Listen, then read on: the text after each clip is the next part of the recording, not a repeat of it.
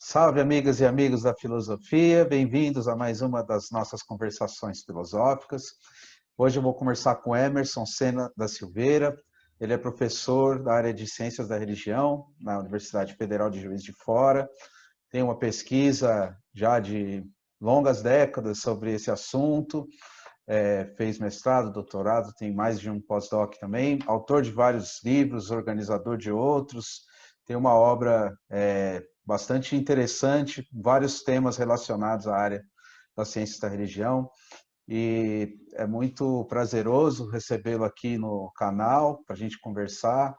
Agradeço muito sua presença e vou começar com uma pergunta para introduzir o assunto, né? Se você quiser começar dizendo como que a ciência da religião olha para o fenômeno das religiões, como é que é esse olhar que não é necessariamente de dentro, né, de uma religião, mas é um outro lugar, né? Como é que é a construção desse objeto de conhecimento, né, pelas ciências da religião? Como é que funciona isso e quais as diferenças da prática da ciência da religião para uma prática de alguém que, de fato, está envolvido em alguma religião específica?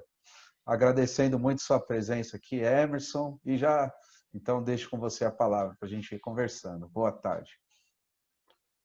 Muito obrigado, Caio Marçal. É um prazer estar aqui neste canal que tanto tem contribuído para tornar assuntos e temas conhecidos para além dos campos da universidade, dos campos da escola e dos campos do colégio.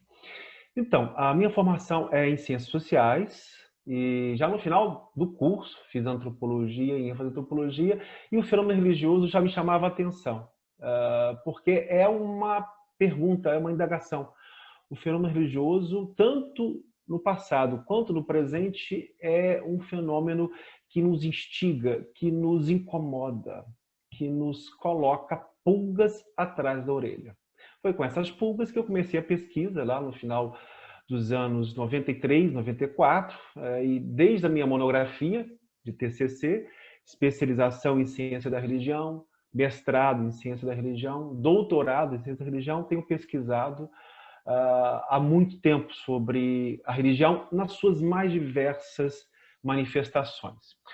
A ciência da religião, ela tem um olhar específico sobre a religião, e é importante conversar sobre isso, porque as pessoas geralmente nos chamam de teólogos ou teologia, que é uma confusão muito comum, ou então pessoas que fazem apologia da religião, a defesa da religião. Então eu vou começar pelo que não é ciência da religião, que é mais fácil para quem nos assiste entender a trajetória. Ciência da religião não é teologia, ou seja, não é um conhecimento racional sobre verdades de fé, dogmas de fé, discurso de fé, doutrinas de fé.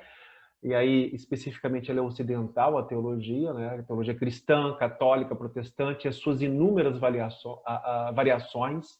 Hoje, o campo teológico, o que é teologia, já diversificou de tal forma que nós temos a tentativa de construção de uma teologia umbandista, por exemplo, de uma teologia budista, mas é algo polêmico, controverso. A base mesma é ocidental cristã. Então, ciência da religião não é teologia. Ciência da religião não é defesa e vivência religiosa a partir da própria experiência, de dentro. Ciência da religião também não é filosofia, né? Não é o pensar sobre a religião. Existe uma área da filosofia chamada filosofia da religião, que procura refletir as metas reflexões sobre o fenômeno religioso.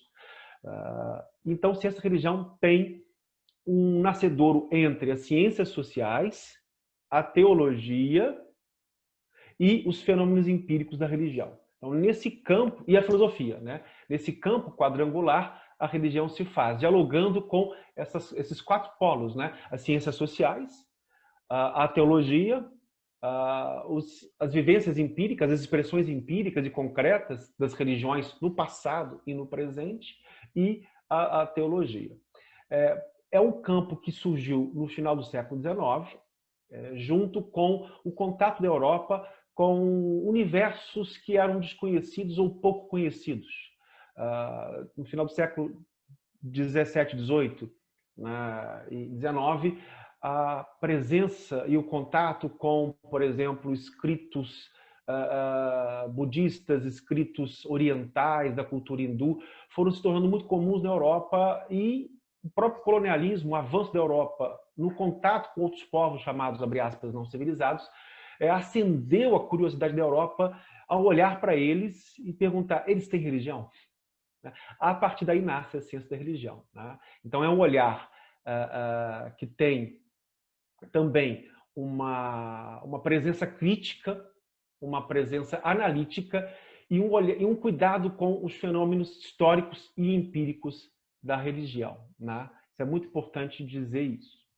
E também uma influência muito grande também, tanto reativa quanto em relação a diálogos, em relação à crítica da religião feita no século XIX. E aí não tem como não contornar os 3 grandes mestres da suspeita, que o Paul Ricoeur disse uma vez quem são: Karl Marx, Friedrich Nietzsche e Sigmund Freud. Então a ciência da religião também está em reação a eles e também sofrendo influências, porque uma das coisas mais comuns no campo da ciência da religião: a religião é um fenômeno autônomo, um fenômeno de fato existente em si mesmo, ou é uma máscara, uma alienação, uma expressão de uma outra ordem de coisas? Seria mais ou menos assim, essa primeira diálogo que eu estabeleço com você. Uhum. E como que você explicaria a possibilidade de isolar o objeto religioso, uma vez que ele parece tão permeado por outros valores culturais? Enfim, cada cultura desenvolve religiões distintas, e mesmo numa mesma cultura a gente tem diversas religiões e tem relações com outros hábitos, com outras formas, Uma religião implica também hábitos alimentares, de relação de sexualidade, enfim, tudo tem a ver com, de alguma forma, até o ateísmo também, como uma postura com relação às religiões. Como que é para criar o objeto de estudo das ciências da religião? É uma pergunta muito interessante, porque também é um problema para outras ciências humanas e sociais. A ciência da religião, eu retomando um pouquinho da minha fala anterior, ela nasce no bojo das ciências humanas e sociais. É século XIX. É aquilo que Michel Foucault analisou no livro As Palavras e as Coisas. Ou seja, é uma forma de pensamento, de saber específico que nasce junto no século XIX a respeito do humano, quando o humano se torna um certo tipo de problema e há um certo tipo de reflexão.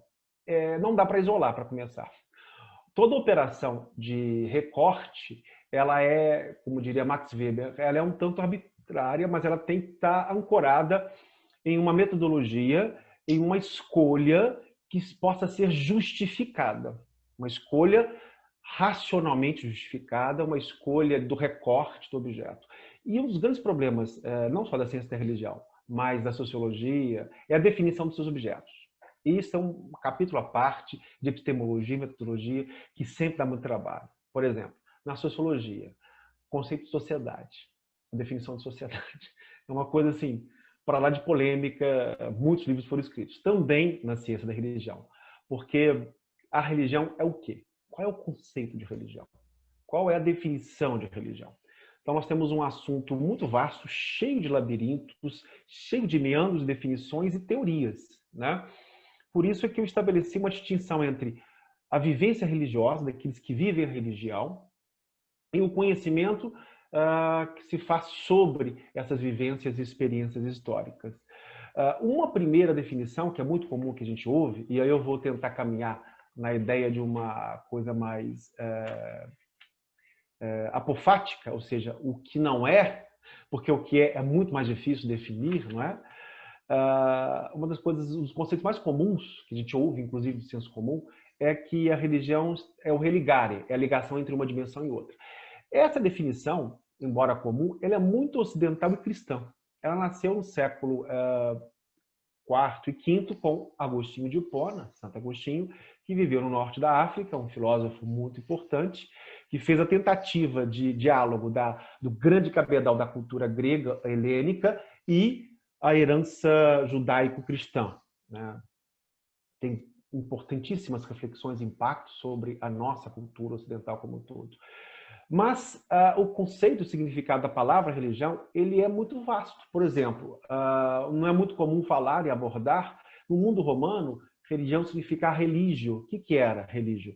Era cumprir os deveres do cidadão, do ser cidadão, de forma muito escrupulosa. Isso incluía tanto os rituais civis quanto o que a gente chama hoje de rituais religiosos, o culto aos lares, o culto aos deuses.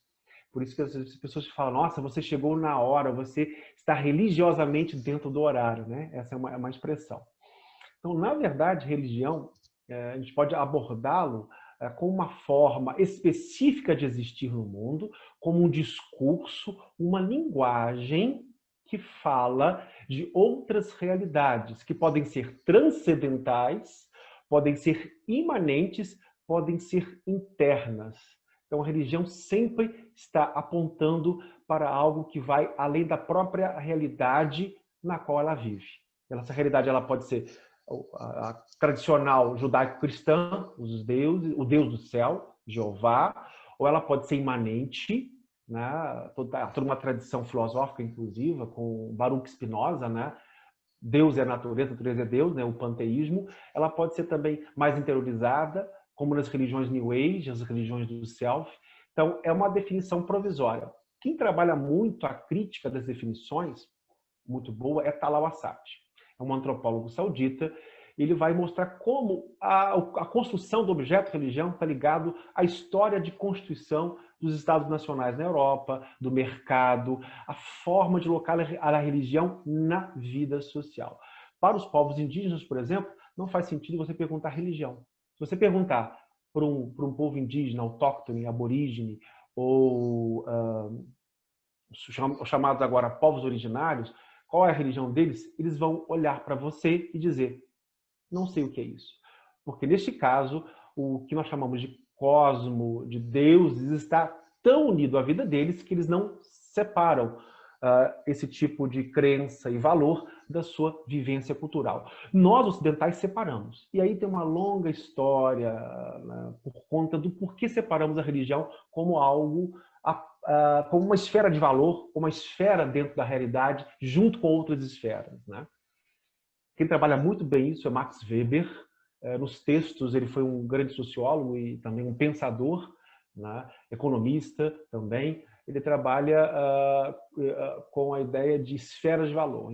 O mundo ocidental vai criando esferas, campos de valor, campos de ideias, campos de práticas e crenças com competências. O texto que eu me refiro é o Rejeições Religiosas no Mundo, onde ele vai elaborar a teoria das suas esferas de valor e vai colocar a religião como uma esfera em confronto com outras, em confronto, em aliança. Né? Sempre é uma relação sempre dúbia, sempre de mão dupla. Né? No caso, para Weber, a sexualidade, a afetividade, a economia, a política e a ciência e o conhecimento e a arte e a religião. Então, são 5 esferas de valor que estão aí junto com a religião, formando o que o Ocidente conhece como setor religioso, religiosidade. Né? E dentro da ciência da religião temos diferenças. Em geral, a palavra religião suscita a ideia de estrutura, de valores, de instituições. Religiosidade, por exemplo, é um termo que é mais ligado a vivências pessoais, subjetivas da fé. E um outro termo muito comum que o campo da ciência da religião tem trazido é espiritualidade, que já vamos aí para uma outra relação, uma outra discussão. Uhum. Muito, muito bom. Eu fiquei pensando aqui como o Brasil é um campo extremamente vasto, né? Como que é a especificidade desse tipo de estudos num país que é tão diverso, tão grande, com tantas matrizes diversas de cultos e religiões, e até, inclusive, algumas próprias, né? Como o próprio Umbanda e outros. Eu não sei se o termo sincretismo é bom, eu até queria, se você pudesse falar um pouco desse termo, né? Tem muitas críticas, eu mesmo não gosto muito. Como que é também essa ideia do sincretismo religioso? Na verdade, daria até para fazer uma história dos conceitos, né? Seria interessante, uma filosofia histórica dos conceitos, uma história dos conceitos. O conceito de sincretismo ele é muito polêmico, alguns detestam, outros o amam, né? Mas tem a ver com o contato de culturas e expressões religiosas junto com as vivências históricas concretas de cada país, de cada região, né? E isso gera produtos específicos, como a Umbanda, que podem se internacionalizar, se transnacionalizar. Elas se transnacionalizaram, por exemplo. Foram para o Cone Sul, Uruguai, Argentina, estão também fora. A gente esquece também que há filiais de templos de Umbanda fora do Brasil, porque a religião acompanha a diáspora humana, a diáspora dos homens e dos povos pelo globo e o contato desses povos para onde eles vão. As nossas religiões afro-brasileiras, elas têm as suas heranças dos ancestrais africanos, na sua celebração dos orixás, dos voduns, dos inquices, né, que são os vários nomes, várias características, né, não dá para aprofundar aqui, mas pelo menos para o nosso assistente ter uma ideia do que de fato significa essa grande experiência da religião. E a religião está misturada com as questões terrenas, históricas, sociais, com gênero, com sexualidade, com política, com cultura. Então, a ciência da religião, ela vai olhar para esse objeto de religião, vai tentar construí-lo, porque não existe dado. Aliás, em ciências humanas, não existe objeto pronto, como em outras, supostamente em outras áreas. Porque hoje também, com as filosofias da ciência mais específicas, Bruno Latour e outros, eles vão perceber também que os objetos que para nós existem naturalmente nas outras ciências, na verdade também são frutos de construção do olhar, frutos de construção de métodos e técnicas para identificar, abre aspas, esse objeto, né? E o campo aqui da ciência da religião, especificamente no Brasil, é bom dar toques históricos, né? Ele começa na Europa do século XIX, então as primeiras cátedras universitárias de estudos da religião, história das religiões, nascem no final do século XIX, na Itália, na França, na Holanda, e vão se consolidando ao longo do tempo. Tanto é que, no interior da obra de grandes sociólogos e pesquisadores, pensadores como Emile Durkheim e Max Weber, o termo ciências da religião aparece. Religionswissenschaft, né? Se o meu alemão não estiver muito ruim, mas creio que deve estar. Mas a expressão alemã, no caso que eu falei, né? Ela é identificada no interior dessas grandes obras. E por isso que às vezes é difícil ver a ciência da religião como algo específico. Porque esses grandes pensadores criaram campos específicos. A sociologia, né? Weber, Durkheim, né? E dentro da sociologia tem, por exemplo, a sociologia da religião. E aí eu queria introduzir uma outra observação, que é a forma como se entende ciência da religião. Alguns entendem ciência da religião como um campo interdisciplinar e multidisciplinar, em que várias ciências ou várias disciplinas dialogam entre si. Sociologia da religião, história da religião, geografia da religião, vai trabalhar a questão do espaço, enfim, a história das religiões, a psicologia da religião. Tem uma outra corrente que defende que não, que ciência da religião é um campo específico que vai receber e dialogar com as teorias advindas de outras ciências, as teorias da religião. E aqui eu queria recomendar para o leitor, um texto que vai trabalhar isso. É um livro muito interessante do antropólogo Daniel Pause. Ele vai trabalhar 9 teorias da religião. Muito interessante, porque ele vai passar, por exemplo, com os primeiros antropólogos, né? Os chamados antropólogos de gabinete. Taylor, Fraser, depois vai para Sigmund Freud, Emile Durkheim, Karl Marx, Max Weber, William James, Mircea Eliade, que é um grande historiador e pensador das religiões para o nosso campo, pouco conhecido fora, né? Evans Pritchard e Clifford Geertz. Então, é interessante, né, perceber que nós já temos fora e dentro um grande cabedal. No Brasil, a ciência da religião começa, de fato, na década de 70. E a partir daí nascem as primeiras graduações e as primeiras pós-graduações em ciência da religião, que também tem um problema de nomenclatura, porque alguns falam no plural, outros falam no singular. Então tem as 4 possibilidades no Brasil: ciência da religião, ciências das religiões, ciência das religiões ou ciências da religião. Mas, enfim, né, o importante é perceber que há dois eixos principais. Uns consideram isto como um campo interdisciplinar, uma área acadêmica, outros consideram como uma ciência com corpos de teoria e métodos que, se não são próprios, têm muita especificidade. Uhum. E de lá para cá, hoje como é que está o campo da pesquisa nessa área? Olha, o mais diverso possível. Então você tem, hoje no Brasil, você tem 12, 13 programas de pós-graduação em ciência da religião, algumas dúzias de cursos de graduação. A nossa universidade foi um dos primeiros cursos de pós em universidades públicas do Brasil. Desde 1993 trabalhamos com isso. O nosso curso de graduação surgiu na década de 70, mas foi fechado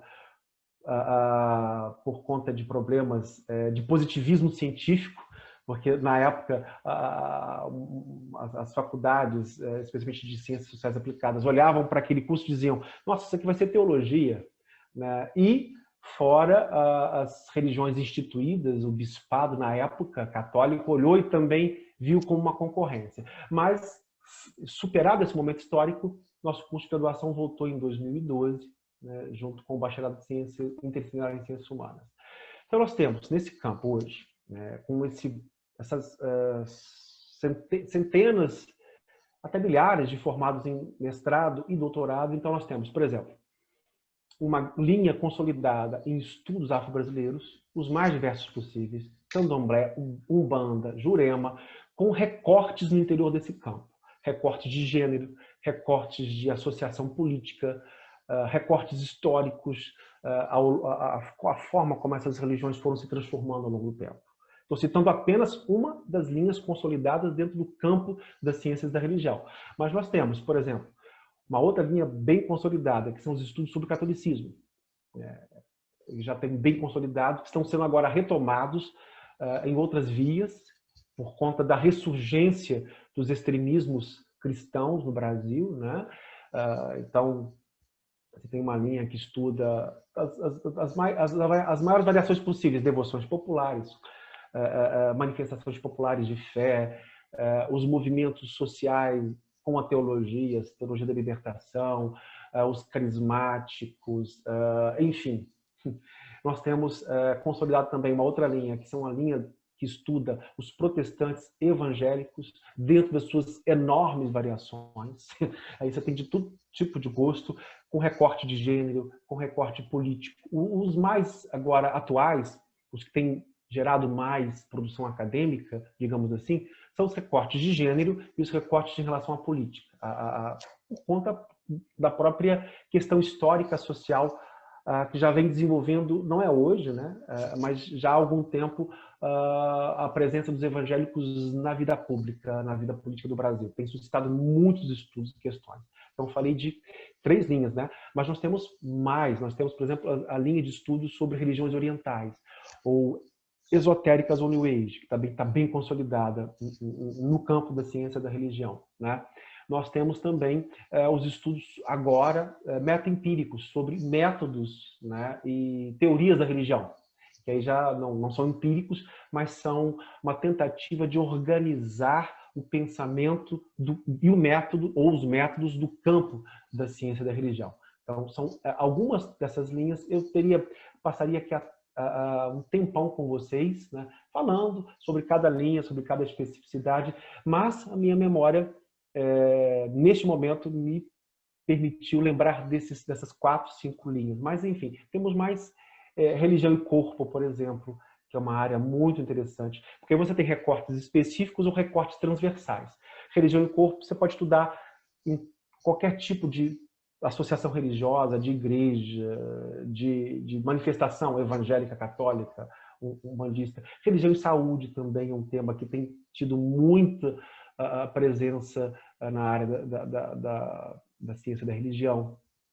Enfim, nós temos aqui, alguns até fazem uma crítica, dizem que no campo da ciência da religião há uma dispersão temática muito alta, ou seja, estudos de... Por exemplo, tem religião e quadrinhos. Tem grupo de estudo e pesquisa em religião e quadrinhos. Ou seja, como a cultura popular, as indústrias culturais expressam a religião. Religião e cinema também tem alguma coisa sobre isso. Enfim, o campo é riquíssimo e sofre críticas nessa ideia de, olha, está muito disperso, não tem uma linha. Porque você olha para a sociologia, você vai ver linhas mais específicas. Mas como o campo é muito recente no Brasil, na década de 70, é natural que haja essa natural, abre aspas, né? A ciência da religião sempre vai questionar o que é religião natural, o que é natural da religião, né? Mas é comum, né, no processo de construção de uma ciência, no Brasil ela é mais recente, no mundo é mais antigo, essa dispersão temática, essa busca por temas de pesquisa os mais variados possíveis, né? Uhum.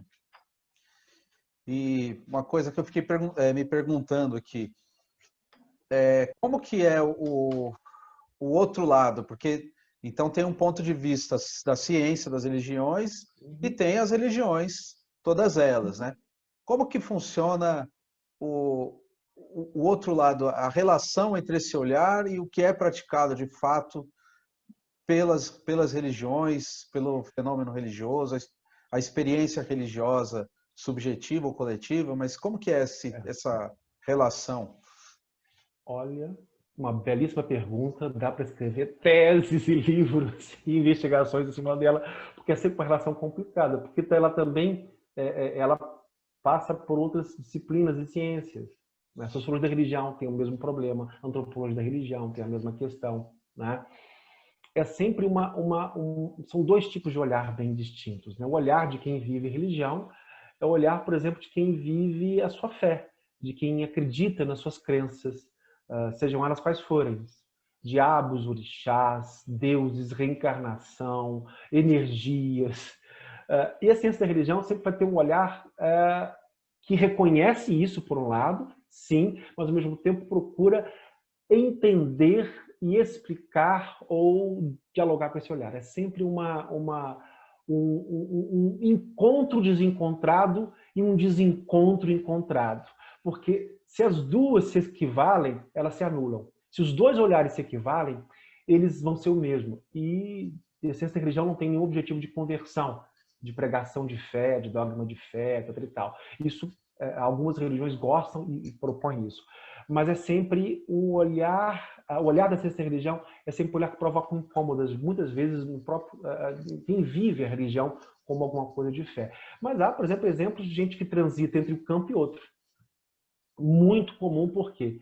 Porque, por exemplo, a formação, por exemplo, teológica na Igreja Católica permite a inserção disso, né? Esse diálogo, né? Pessoas que são viventes da religião entrarem para o campo da ciência da religião ou das ciências humanas, né? Há um trânsito de pessoas e pesquisadores que podem ser formados ou estarem com os destinos solares, aí vai ser difícil, né? Alguém que está com os dois pés, né? Ou na religião, né? Vivendo de alguma forma, ou fazendo ciência, Weber vai dizer, olha, as exigências desses dois olhares vão ser bem complexas. E eu sugiro aos nossos assistentes que um texto que eu sempre gosto de ler para tentar lidar com essa diferença entre ser religioso, viver religião e conhecer a religião teoricamente, racionalmente, a partir de métodos e discursos, né? É a ciência como vocação, né? É uma coisa que eu sempre recomendo a leitura, porque ele vai falar da vocação da ciência como uma vocação exigente, que lida com angústias, que lida com dúvidas, que lida com desconfiança. E muitas vezes a gente acha que a religião só lida com certezas, né? Com fé absoluta, né? Mas não, a religião também lida com as dúvidas. A tentativa da religião é responder dúvidas. E aí nós temos que fazer a diferenciação entre dogma no sentido negativo, fechamento a qualquer tipo de interrogação, que infelizmente no Brasil temos tido o aumento da intolerância religiosa, do fundamentalismo religioso, do fanatismo religioso, né? Aquilo é a verdade pronto, e o dogma como, olha, são as ideias centrais da minha fé, né? É a doutrina da minha fé, que eu posso colocar de uma forma dialogada, com as ciências, a psicanálise, a filosofia, as ciências dos saberes, né? A ciência da religião, a sociologia, a antropologia, e que vão exigir também, vão me confrontar também. A ciência da religião sempre tem uma pergunta que incomoda, aí ela é a herança da filosofia. Sócrates, né? o Elencos, na verdade, né? Essa ideia de fazer perguntas, fazer questões. E às vezes isso dói, incomoda um tanto. Mas também, por exemplo, na ciência da religião, o saber da ciência da religião pode ajudar, muitas vezes, comunidades religiosas a se entenderem melhor, a entenderem a sua história melhor, a entenderem as suas origens melhor. Origens que sempre são construídas em última instância. E aí, uma sugestão para os nossos assistentes, que eu gosto muito, é Genealogia da Moral, do Friedrich Nietzsche, que vai trabalhar muito bem, desconstruir a ideia de origem. Se uma coisa que religião é apaixonada, é por origem. A minha origem, a minha ancestralidade. Para a nossa ciência da religião, né? Nós da ciência da religião, tem um texto muito bom, que eu também recomendo para o leitor, que é um texto da Danielle Hervé-Léger, uma socióloga francesa, que ela escreveu um livrinho, um livro, da Editora Voz, chamado O Peregrino e o Convertido, que ela analisa a situação da religião na modernidade, no mundo moderno, né? E ela vai trazer reflexões muito interessantes que alimentam as teorias da religião, né? Eu não falei de um outro método, e eu preciso falar, né, que é muito importante para a religião, que vai tentar ver a essência, outro método de abordagem, a essência da religião, abre aspas, né? Eu primeiro coloco aspas. Essa linhagem de pensadores não coloca aspas. Que é, por exemplo, que é o Rudolf Otto, um teólogo e filósofo, Mircea Eliade, que são chamados, estão junto com os pais fundadores das ciências da religião, né? Mircea Eliade, Rudolf Otto, junto com Max Weber, junto com Émile Durkheim, né? Rudolf Otto escreveu um livro chamado O Sagrado, né? Que é um dos cânones para a ciência da religião, um dos livros cânones, ou seja, um dos livros importantes para quem faz ciência da religião. Que tem um outro tipo de abordagem sobre o fenômeno religioso. Ele procura ver o que há de próprio nesse fenômeno chamado sagrado e profano, né?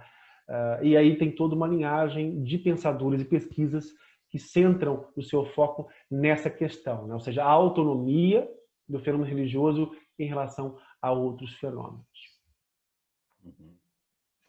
E voltando novamente para o Brasil, você falou da questão que é muito estudada hoje, a relação com a política, mas também tem a relação com esses negacionismos todos que a gente vem vivendo hoje, a questão da crítica, da construção do conceito de verdade. Como que você vê esse tema? Olha, a ciência da religião tem um olhar e uma contribuição muito importante para isso, em diálogo com outros autores. Um campo que fica fechado em si mesmo e não dialoga com outras teorias é um campo que morre. Então, a ciência da religião tem constante diálogo com os filósofos, os sociólogos, os antropólogos. Isso é ponto pacífico.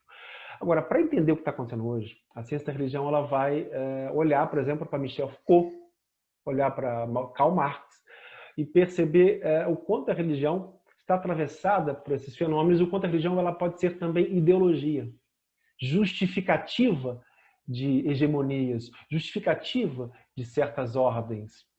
Isso é o que está acontecendo, né? Quando você tem a ligação entre uma extrema-direita e um certo tipo de cristianismo, ou de vivência cristã, ou do que eles chamam de cristianismo. Nós chamamos de várias maneiras: cristianismo reacionário, cristianismo conservador, tem uma diferença entre os dois.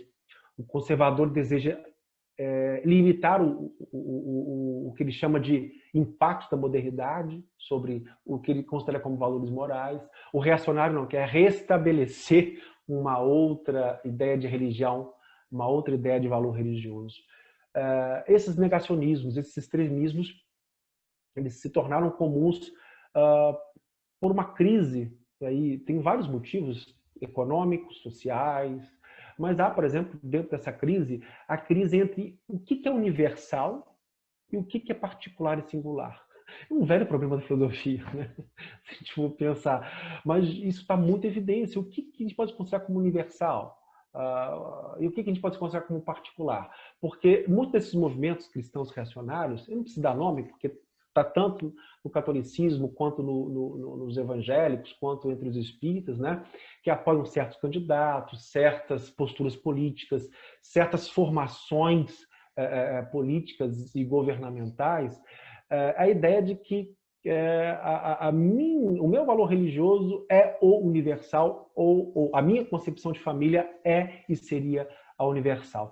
Obviamente que isso é uma construção, está na cabeça deles, mas eles tentam restabelecer isso no espaço público, usando a política. E aí eu vou citar um texto meio um pouco ácido, mas acho que vale a pena, né, se a gente lê-lo como uma inspiração, não como algo absoluto, mas é um texto que o filósofo, aí de novo, Roberto Romano, um grande especialista em história da igreja e Estado, né, no Brasil, ele é um livro professor dele emérito. aqui.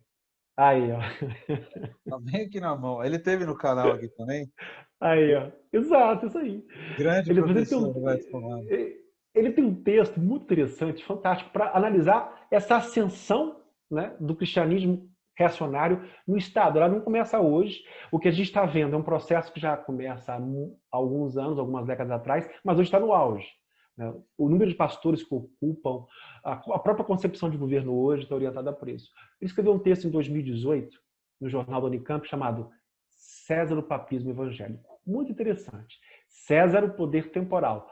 Papa, o poder espiritual. Ou seja, a tentativa de impor um poder espiritual temporal sobre a sociedade, os valores sociais, o conjunto, as legislações, atrasando, por exemplo, até a aplicação de direitos legalmente previstos, como o direito ao aborto legal, que no Brasil hoje está extremamente dificultado pela atuação desse tipo de visão e estrutura religiosa reacionária. Então, a ciência da religião vai olhar para esses fenômenos e vai perceber neles a crise do universal e do particular e a tentativa de reconstruir um mundo que é muito mítico aí no sentido não daquilo que veio depois a ser conhecido como mentira, mas um mundo encantado, uma família tradicional encantada, uma família que nunca houve de fato. Se a gente trabalhar com a história da família no Brasil, os historiadores que se dedicam à infância, ao casamento, vão mostrar que esse tipo de construção é uma construção idealizada. Né? E isto é posto como se fosse o universal e um absoluto e, o que é pior, do ponto de vista do impacto sobre a nossa laicidade. Nosso Estado é laico, desde a proclamação da República, 1889, a primeira Constituição, 1891, que limitou o poder religioso, e eu acho importante entender os processos históricos, embora as religiões sempre as igrejas, a católica em primeiro momento, depois as evangélicas no segundo momento, sempre tentassem interferir e atuar junto ao Estado para fazer avançar as suas pautas e recuar pautas ligadas a outros movimentos sociais, movimentos culturais.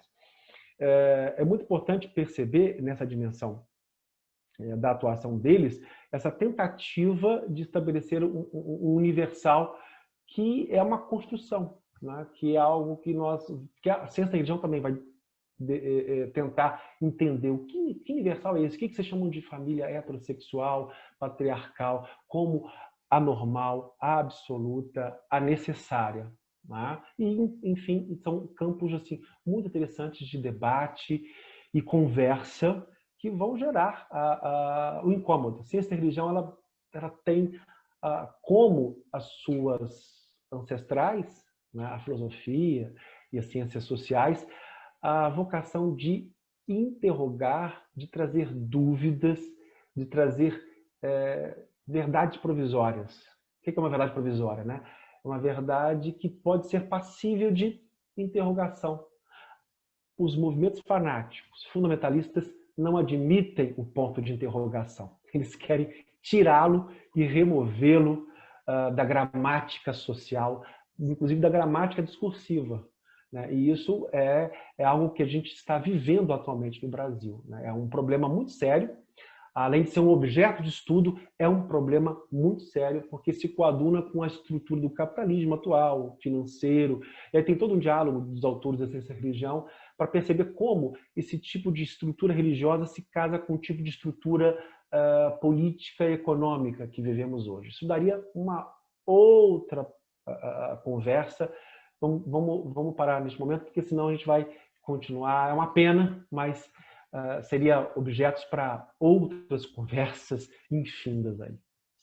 Muito bom. A ideia que é essa, é abrir fendas, né, no mundo digital para que as pessoas possam elas mesmas irem atrás, né? Quem acabar porventura assistindo esse vídeo depois pode, né, ter referências de como buscar outras coisas depois. Eu gosto de deixar na descrição do vídeo também link para textos e coisa e tal. Até se você quiser falar aí para a gente fazer uma última pergunta sobre suas publicações, as mais recentes, aí para o pessoal também saber que você tem publicado e tudo mais.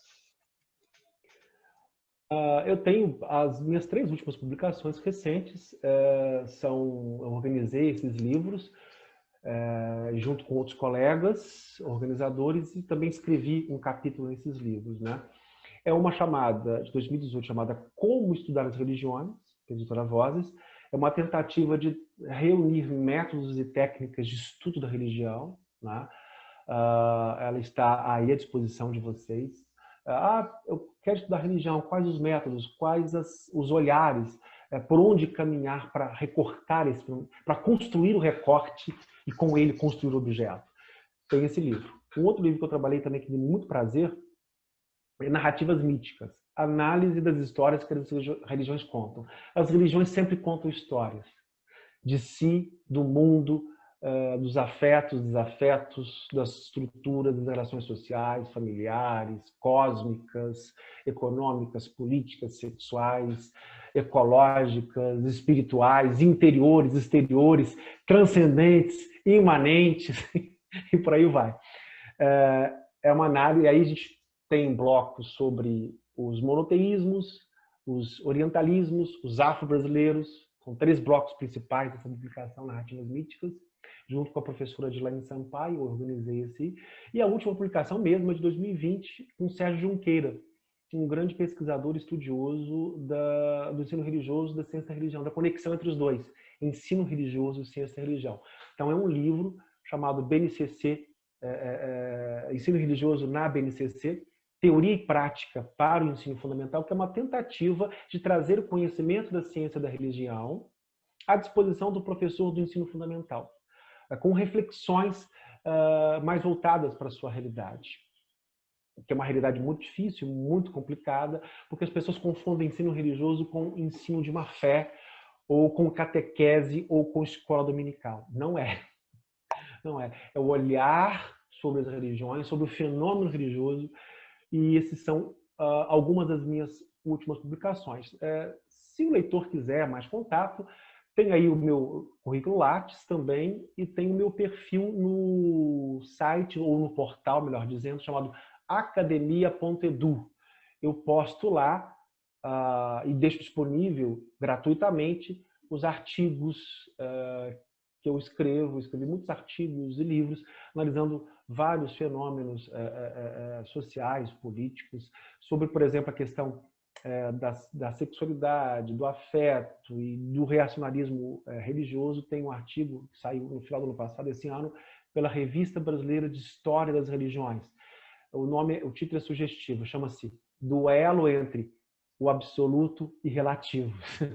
Eu não vou lembrar do subtítulo, mas vocês podem pegar lá, que é uma tentativa de fazer entender por que esse movimento de evangélicos está tão preocupado com a heterossexualidade. Você tem, por exemplo, movimentos como a maçonaria cristã, uma coisa assim, uma ideia de ser macho cristão, de recuperar o ideal. Tá? É uma coisa assim. Como é que se explica isso? Como é que a ciência da religião tem? Tem método, tem teoria que explica o porquê esses fenômenos estão nascendo e prosperando aí. Né? Muito legal. Vou deixar o link do seu perfil no academia.edu, que é inclusive um portal que eu gosto de usar, eu sempre pesquiso nele e aconselho todo mundo aí que estiver assistindo a passear lá. É muito bom esse portal, e deixo o link do professor Emerson para facilitar e o pessoal poder ir direto lá, tem os textos dele. E muito obrigado, então, pela sua presença aqui, pela conversa. Eu costumo deixar aberto aí para as últimas considerações, caso você queira dizer alguma coisa para a gente encerrar, agradecendo muito sua presença aqui. Olha, eu gosto de terminar com poesia, com música. Que A maravilha. religião, a ciência e a religião tem muito a ver. E aí é uma expressão, é uma música, né? Apenas um rapaz latino-americano, do nosso querido Belchior, né? Não espere de mim uma canção bem comportada, uma canção que lhe acalente. Espere de mim uma língua afiada, que desafia, que te corta. Isso é a função da ciência da religião. Não é trabalhar somente com consensos, mas é produzir dissensos bons dissensos, boas dissensões, boas discussões. E é fazer uma distinção entre debate e discussão. Debate é sofística, é erística, é ganhar pela retórica. Discussão é investigar juntos. E para isso é preciso estabelecer esse jogo de perguntas e respostas que eu coloquei a partir da canção Apenas um Rapaz Latino-Americano de Belchior. Obrigado. Eu que agradeço, sensacional esse final, muito prazerosa a conversa. Espero que quem tenha assistido a gente tenha gostado também. Deixem uns comentários aí no vídeo para a gente continuar depois. E fiquem ligados nas próximas conversações filosóficas.